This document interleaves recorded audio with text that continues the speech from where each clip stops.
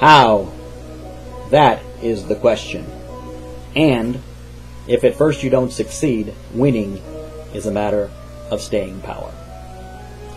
Today is November the 12th, 2009. Yesterday was Veterans Day. I'm not a veteran, but my dad was.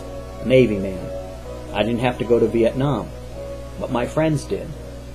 5 of them didn't come home. And the ones who did come home were changed forever, either physically or mentally. I didn't have to pay that price because other people paid it instead. Veterans and your families everywhere, thank you for the life that we enjoy here because of the sacrifices you have made. I had the honor and the privilege to provide the physical therapy services to the state of New Jersey owned indigent care facility for disabled veterans. It's known by the locals as the Old Soldiers Home. And you have to be indigent to get into that facility, certified by the state of New Jersey. But that wasn't good enough for the fiscal intermediaries for the Medicare program who paid us. They wanted us to provide documentation that each individual patient was indigent so that we could write off the secondary money that they owed us, and otherwise that cost was going to come out of the owner's pocket, me. I lost a lot of money in New Jersey. You want to know what's wrong with health care? I know a lot about what's wrong with health care. That's why I don't do it anymore. Now, my company wasn't totally blameless in this. I had physical therapists. I was in that facility once a month for med reviews up in New Jersey. And one time I saw the Whirlpool tubs were out of compliance. The stickers on them were over a year old. And I told the lead physical therapist that we need to get these certified so that they'll be in compliance. He said, "We don't use them." I said, "What do you mean you don't use them?" I'm an administrator, but even a layperson can understand hydrotherapy, disabled veterans, even if it just makes these guys feel good. They deserve it, and we owe it to them. I told that therapist that he would either provide those services to those veterans, or his replacement would provide those services to those veterans. I felt that strongly about it. I didn't lose an arm or a leg, but all of us pay for what we believe in. YouTube. The last webcast, I got a lot of comments on YouTube.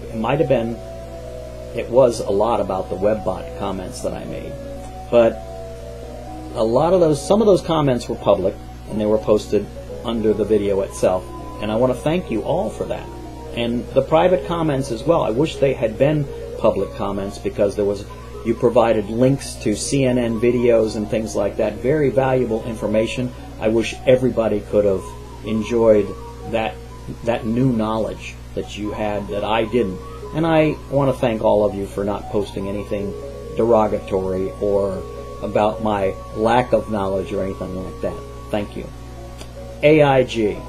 The new head of AIG says he can't run the company with the restrictions the government has placed on salary and bonuses. And he wants to resign. You need to understand the difference between an asset and a liability. An asset makes you money, and a liability costs you money. You don't need a course in economics to understand it. It is that simple. These guys that ran AIG into the ground didn't deserve the salaries they got, much less bonuses. And that's why the country's so upset. Everybody has suffered, except some of these clowns. They don't deserve the salaries they got, they don't deserve to have a job, and they definitely don't deserve outrageous bonus. Unless they're making the company more and more successful. And if you want to resign, go ahead. There are people to take your place. I'm available if you need me. What caused the stock market crash and the collapse of our economy last year in 2008? Everybody's got an opinion. Let me tell you what mine is. July 2003 to June 2004, 1 year. The prime rate was 4%. In the summer of 04, the Fed started raising the prime rate month after month after month after month after month, until in August of 07, it was 8.25%. More than double. Now, a lot of these mortgages for the things that people bought were tied to the prime rate. I wrote one myself. I sold a medical building down in South Florida, and I wrote a mortgage for those people, a second mortgage, and it was prime plus 1%. I thought that was fair to them and fair to me. The bank who wrote the first mortgage on that property was prime plus 4.5%. I personally think that's a little excessive, but $1 million property, 8.25% plus 4.5% is 12.75%. Wow. I had to repossess that property. I tried to help those people, but the bank was foreclosing on them, and I had to repossess and beat the bank. I was able to do that because I have a very, very good attorney down in South Florida. But we repossessed the building, and I sold it at a fire sale to a physician, and we were able to save some of it. By the way, the bank got every dime. 12.75%, all the penalties, yada, yada, yada. One of my favorite banks, too. But since then, the prime rate since January of 09 has been 3.25%, the reverse. Do you know how far back you have to go to find a prime rate of 3.25%? September of 1955. This is the greatest opportunity in my lifetime. Oil prices. In January of 02, light crude was $30 a barrel, under $30 a barrel. And by the summer of 08, it peaked at $150 a barrel, roughly. January of 07, it pulled back a little.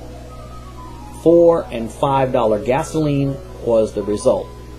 People didn't do stupid things with the subprime mortgages. They couldn't pay for things because they were betrayed. Now, before I did the last webcast, I saw a bunch of technical data that showed that we had just the week before broken every support level, technically, that there was for the market. Weekly, daily, monthly, yearly, you name it. All these different lines, S&P, the Dow, all of that. Looked like we were going straight back in the trash can. Since then, we have risen in defiance of all of that. And I think we're on our way back to 1100 and beyond. I think the housing market has seen its worst, and it's recovering, regardless of what the experts say. They were wrong last time. And I think the commercial market might be a different story, might still be the other shoe to fall. I did recommend Sprint, and the same day I recommended it, Cramer said, don't buy Sprint. Sprint went down, Cramer was right. However, you wait a little bit to buy Sprint. Most of my calls are a little early. It has been up over 10% in 1 day in the last week. I still think Sprint's a good buy. But Cramer was right so far. Since I recommended it, it is down. I talked about FAZ, a 3 times financial bear market leveraged fund in the last video. The flip side of that is FAS, a 3 times leveraged financial fund for the bulls. So if you think it's going down or up, use one of those funds, make some money. Remember that the market will do whatever it has to do to prove the most people wrong. One acknowledgement, Alexis Kiley, my young beautiful actress friend in California, niece of the famous actor and narrator Richard Kiley, man of La Mancha, was very, very sick. Lex, I told you how to get better. Do what I told you. You'll get better. And now, the music that you're listening to is off of Lex's website. Thank you, Lex. and get better soon. And now, back to you.